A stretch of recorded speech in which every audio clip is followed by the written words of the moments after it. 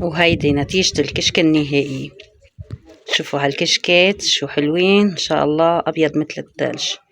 وأهم شي الطحن طحين بودرة، يعني ما بس الكشك البقاعي طيب، حتى الكشك الشمالي كتير كتير طيب.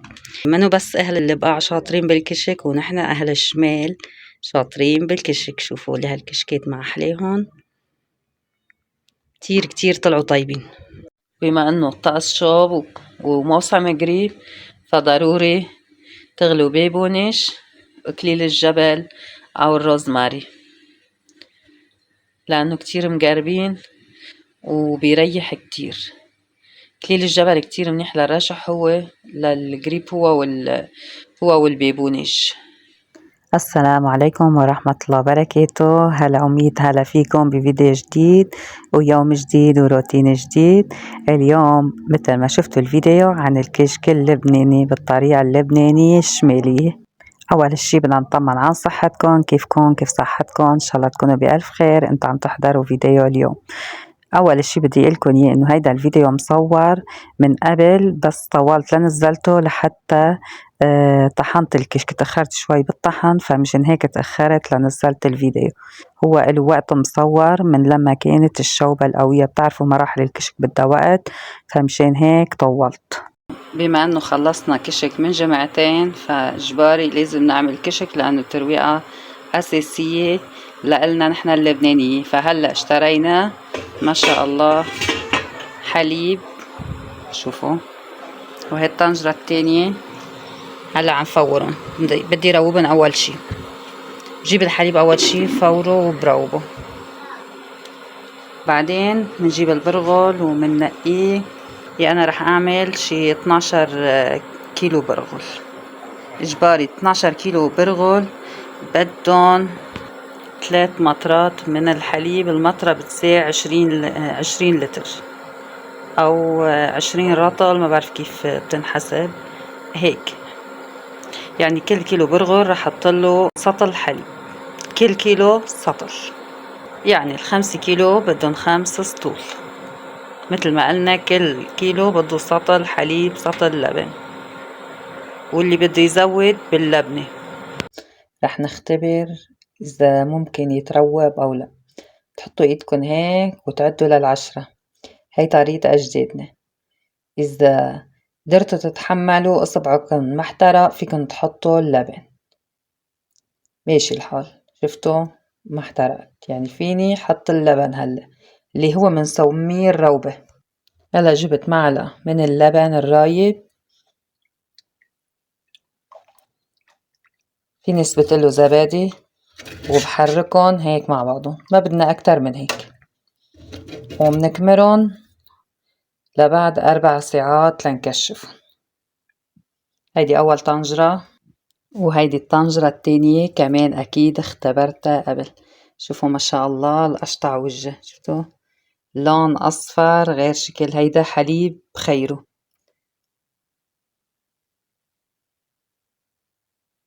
ما شاء الله، الله يبارك لصاحب هالحليبات، ما شاء الله. شفتوا القشطة على الوجه غير شكل.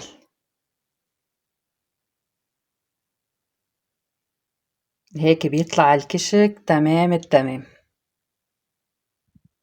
هلا حطيناهن ورح نكمرهم بأي شي حرام، أي شي عندكم تكمروهن لبعد 4 ساعات. وهلا هيك كمرتن.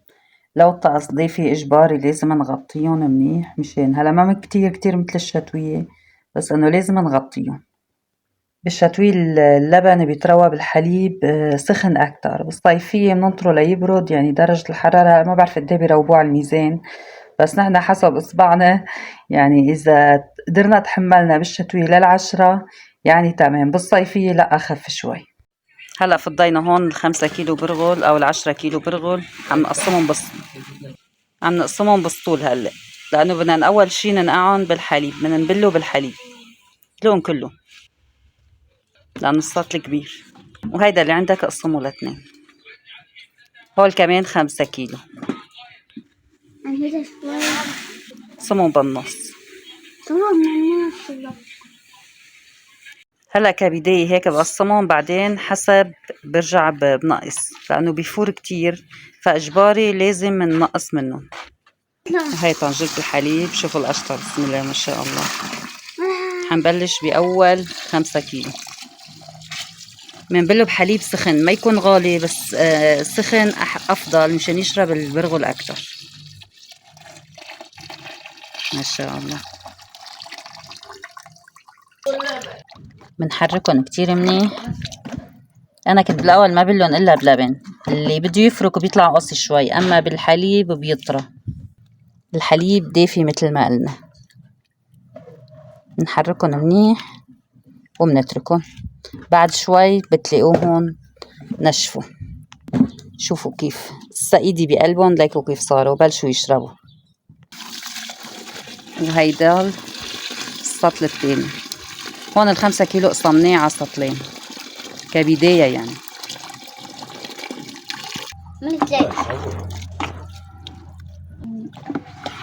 كأنه خبز. شوفوا كأنه خبز. جنى كيفت فيهم. شو هي؟ من الطنجرة. من وين؟ هو من بلزق. هلا عاملة لبن مروبتهم من قبل بيوم، وهلا بعد ما انطرنا 5 دقايق بس لشرب الحليب رح نحط اللبن. ضروري تكونوا مروبين لبن من قبل بيوم. تروبوا اللبن بعدين بتجيبوا الحليب والبرغل بتبلوا. شو عرفتي؟ ما شاء الله. بعدين ارجعي لورا.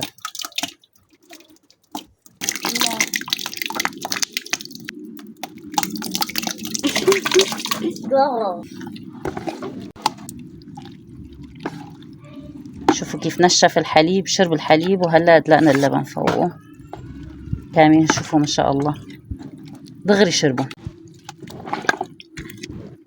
عجينة كتير.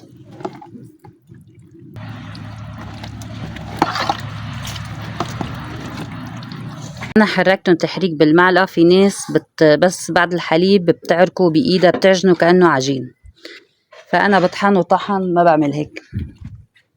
في ناس مثل ما قلت لكم بيحطوه بجاط وبينعوه بيعركوه مثل العجين ابدا.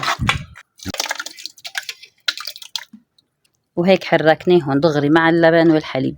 ما تغلطوا تحطوا الحليب اول شي لحاله وتتركوه لينشف لتاني يوم، بصير مثل الجبل وبيعذبكم كتير. انا مرة صارت معي هيك ومن يومتها ما تعبت. ما بعد فينا جبل بيصير جبل ابدا. فدغري منبله بالحليب ومننطر شوي لينشف، بنرجع منزيد اللبن فوقه ومنحركهم، وهيك منضلنا نزيد لحتى يخلصوا حاجتهم ما يعود بالدنيا. واكيد ما بننسى الملح، نملح دغري.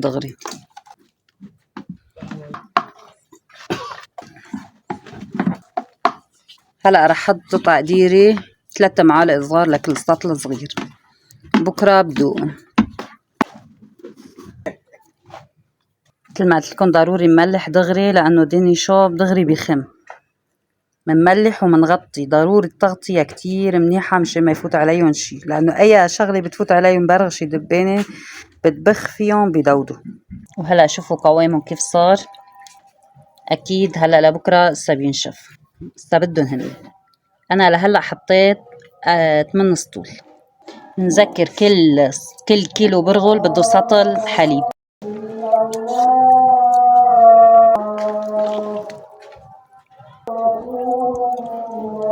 وهلا رح نغطيه. مجلي فحدث ولا حرج. شوفوا كان طنجرة. شوفوا ليش بنجيب طنجر كتير مشان هيك. اليوم شوب يمكن اقوى موجة شوب مرقت علينا بلبنان. نحن هلا عند المغرب وانا عم بعمل الكشك، عن جد بحياتها ما صارت. العرق عم يزرب مني زرب. العرق على وجهي عن جد عم يكرج كرج. قصة ما صارت بعمرها عند المغرب. عم نعرق.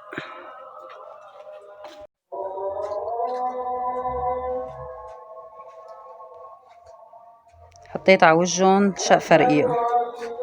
حيلا شقفة رقيقة مشان لانه هلا شوب كتير ما فينا نحط غطا. فراح حط هيك.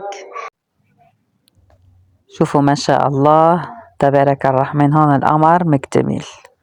سبحانك ربنا ما خلقت هذا باطلا فقنا عذاب النار. وهلا مروبت لهم لبن، بدي ضيفهم اخر شي للكشك.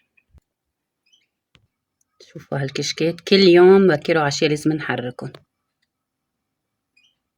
بسم الله الرحمن الرحيم.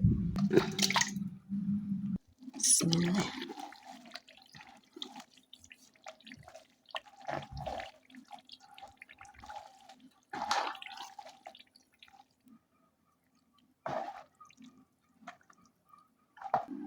وهلا زدت لهم كلهم لبن وحركتهم كل شي تمام. وهيك غطيتهم كلهم اكيد بشقف نظيفة، لانه اذا حطينا اغطية رح يحمض كتير كتير. فافضل طريقة بهالشوب بس نرد مشان ما يفوت عليه شي شقفة رقيقة مثل هيدي. هني إلهم شي 3 أيام أو 4 أيام منقوعين، حنقعن قصة يوم واحد وطلعن، لأن اليوم زدتلن اللبن فرح طلعن بكرة أو اللي بعده إذا الله رد.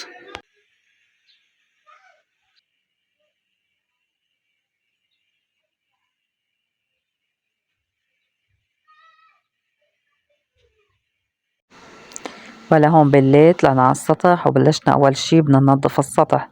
فبالبداية أول شي كنسنا نظفنا. بتعرفوا نحن حد بيتنا في شجرة سنديان كبيرة، فإجباري لازم نشيل الورق السنديان وننظف وبعدين نشطف السطح، لأنه الكشك إذا بده ينمد لازم ينمد على نظافة، ما يكون في شي أبدا أبدا على السطح.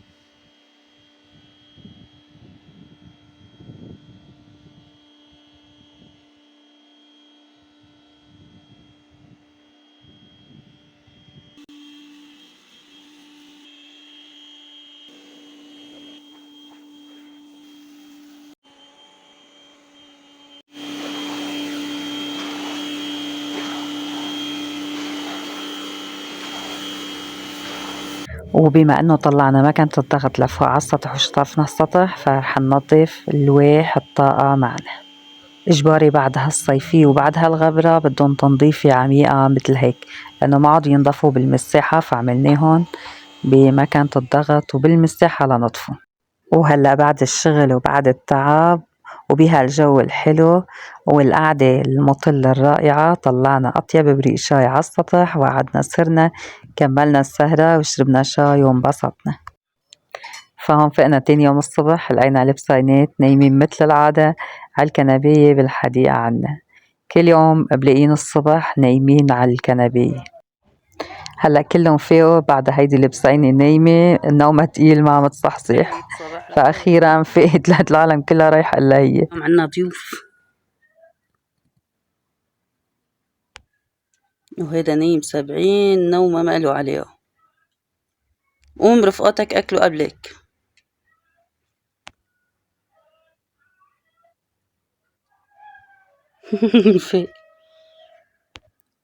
رفقاتك أكلوا قبلك. هلا هون مديناهن كان آخر يوم بموجة الشوب، فما كان عندي هيدول المشمعات لاشتريناهن ومديناهن بعد صلاة الظهر، يعني ما شاء الله كان العشية منشف نصهم. فهون من كتر الحر والشوب لقيت زوجي ديلي السطل مثل ما هو لحتى دغري يدلقن وينزل على البيت من الحرارة القوية. فأول شي دلق السطول على المشمعات وبعدين بلش يمدهم بإيديهم هو ويحيى، وأنا مثل عادتي بعبي بالجاط وبدلق على المشمع بمدن لحتى يخلصوا. وهيك مدينا الكشكات بأسرع وقت ممكن بالحر ونزلنا على البيت.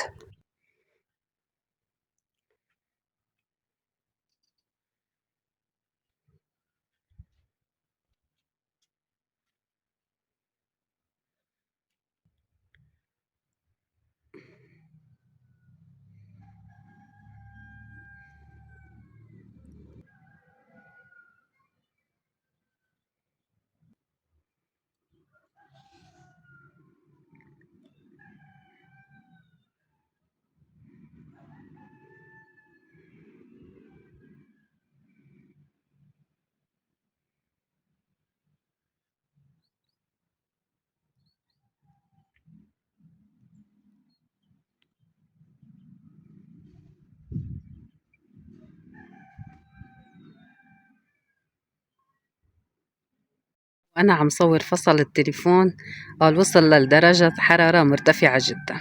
إذا التليفون هيك شوفوا قد فرق الكشك من لما نشرناه بديناه على السطح لهلا. شوفوا قرب ينشف مع انه ماله كام ساعة على السطح، وعلى النايلون بيطول اكتر، بس على قوة الشمس ما شاء الله نشف. فهلا رح اقلبهم وارجع مدهم من جديد.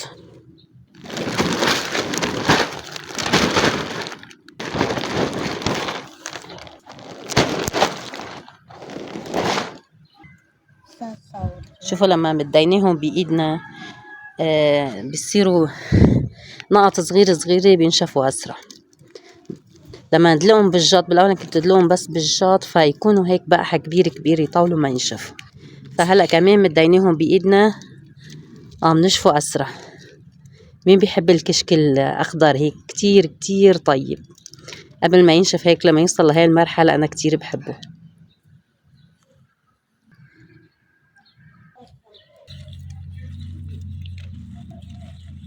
هلا اكيد بدنا نرجع بعد ما نجمعه كله بنرجع بنعمله هيك لنرجع نمده ليختلط الطري بالناشف، حتى ما يكون شي ناشف وشي قصي طري.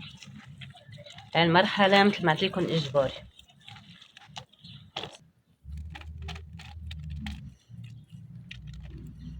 نفرطهم قد ما فينا هيك مشان ينشفوا اسرع. شوفوا كيف بنفردهم وبنوسعهم عن بعض. الكشك ما بيتاكل من تحت اي ايد، لانه كل واحد بيعرف شغله وكيف بيشتغله. الكشك الوحيد اللي ما فيني اكله من ايد حدا ابدا.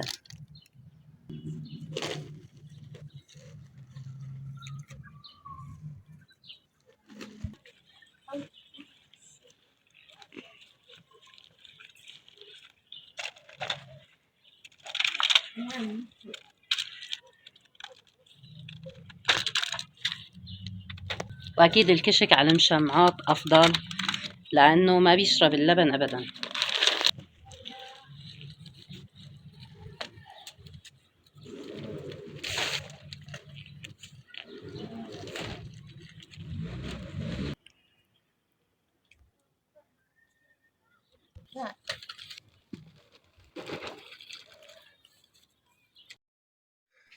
وهيدا الكشك تاني يوم الصبح شوفوا كيف صار تقريبا نشف. هلا بدنا نرجع ندعكم مثل العادة، نجمعهم ونفرطهم ونرجع نمدهم عن جديد لحتى ينشفوا ويفرطوا على الاخر، ما تضل ولا حبة مجمعة على التاني.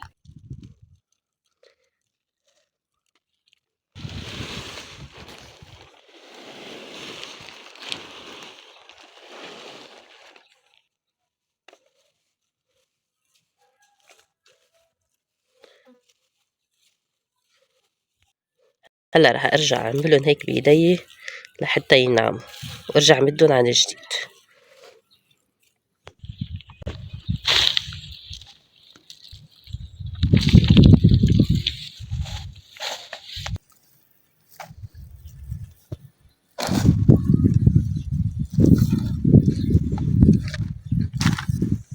نتركهم هيك بس لحتى ينعموا. هيدول زمانات كنا نفرك الكشك على ايدينا هيك. الحمد لله اللي ارتحنا من هالشغله وصار عندنا في مكانات تطحن ناخده على المطبخ. بدنا نمسك هيك ونبلش نفرك. والنعم هيدا الكشك كلياته صار 20 كيلو بدنا نفركهم و30 كمان. بدنا نفركهم لينعموا على الاخر يصيروا بيض وننخلهم على الملح.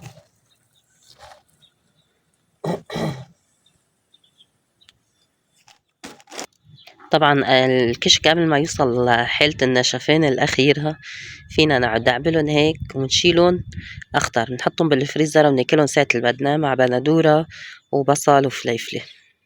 أنا من عشية ما كانوا ناشفين، فقت الصبح على الهوا ما شاء الله لقيتهم ناشفين فما بقى فيني أعملهم، ما طلع معي إلا هيدي بس. أنا هيديك السنة هيك شلت شوي دعبلتهم وحطيتهم بالفريزر. بشيلهم وبحط لهم مثل ما قلت لكم بصل بندورة وفليفلة وملح، حتى الملح محطوط يعني، وبيطلعوا كتير طيبين للي بيحب الكشك الأخضر.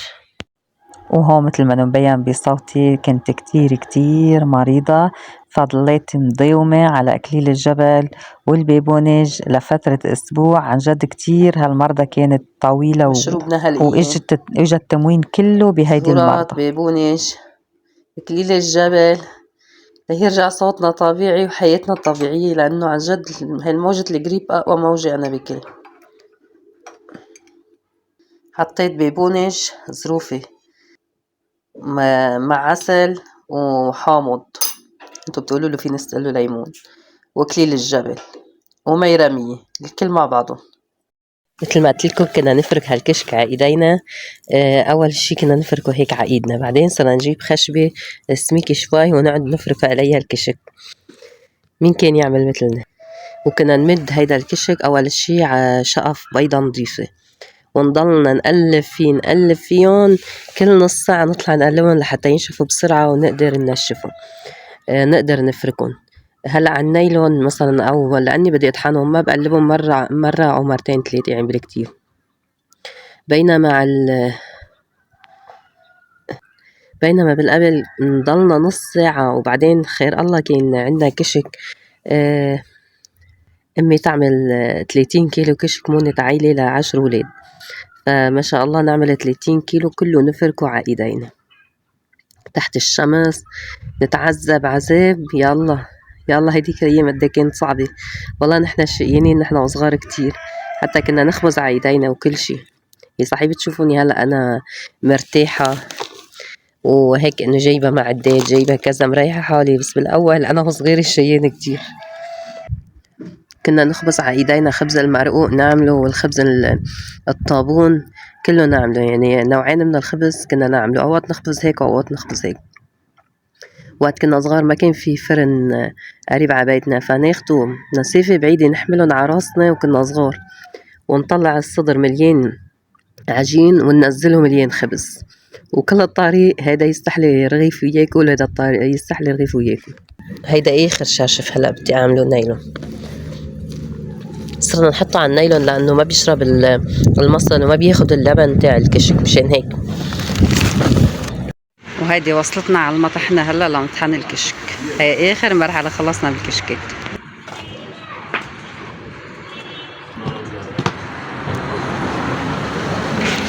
هيك هلا بلا طحن، هلا بعد شوي حتشوفون ابيض مثل الطحين. وهيدا السطل التاني. النحل عم زق عليه. ايه هي ما طحنة شوع، علف على الحيوانات. هي خلاط هي. خلاط بس منه ما طحنة يعني. مثل ما نكون شايفين هيدا محل علف حيوانات، وعنده هيدي المطحنة خصوصي للكشك والبرغل.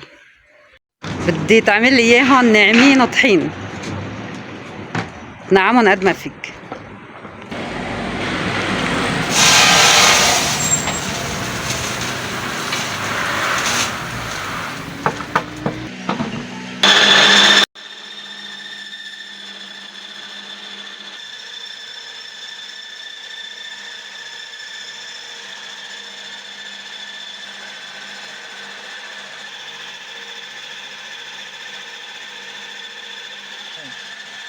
ايه ما شاء الله.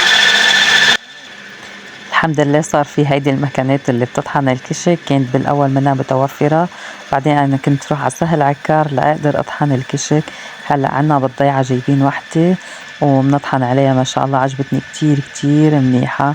من اول وجه عملتهم الطحين على الاخر، العادة بطحنهم وجين او 3، فهلا ما اعتزت الا وجه لانه نعم وما بقى بدهم شي ابدا. الحمد لله ما عدنا نفرك كشك لا انا ولا اهلي، ارتحنا من هالمهمة كلها سوا.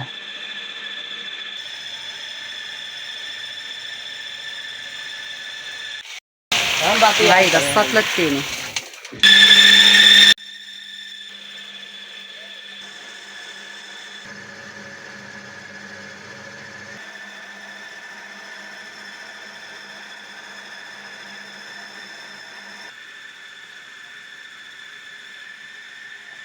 وهلا اكيد بدنا نزينهم لنعرف قد ايه بياخدوا على الكيلو. قد ايه بتاخدوا على الكيلو؟ 25 يعني تقريبا ربع دولار.